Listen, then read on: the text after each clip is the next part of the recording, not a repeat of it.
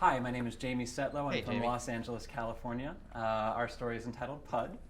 Our story is about a sweet little puddle of mud named Pudd, who has to go on a dangerous journey across the country in order to rescue his long-lost love, a tire named Tyra.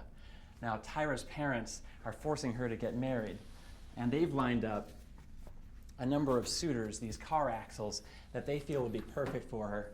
But Tyra, of course, doesn't want to marry them. And when Pudd hears the news about this wedding, he's devastated. He knows he needs to stop the wedding, but he doesn't know how. He's just a puddle of mud.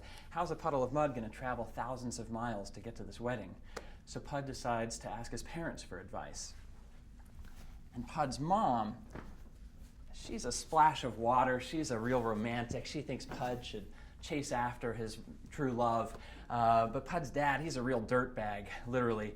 And he thinks that Pudd's too young and the journey's too dangerous. But Pudd puts aside those warnings and he decides to consult the prophets.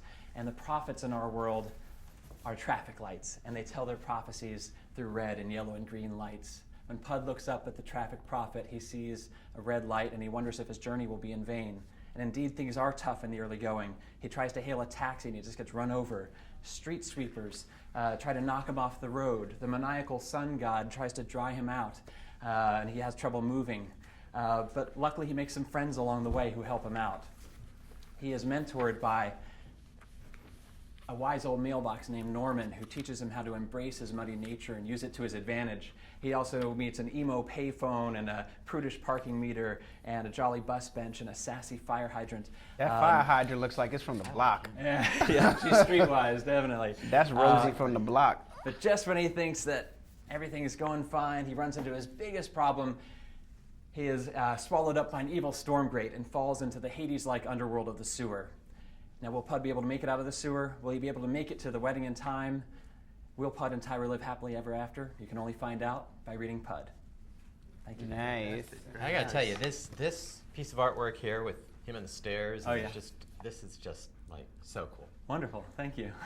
You can How'd you see come his up with personality. How'd you come up with the idea to make it about mud? I really liked the idea of a character who is stepped on. At the beginning of the story, he's very downtrodden. He's stepped on. He's run over. He feels like people don't respect him. And throughout the story, he goes on a sort of emotional arc where he learns to, embrace himself, his muddy nature, and use that to his advantage. And he learns to not be a victim. So I liked that. How is mud not a victim?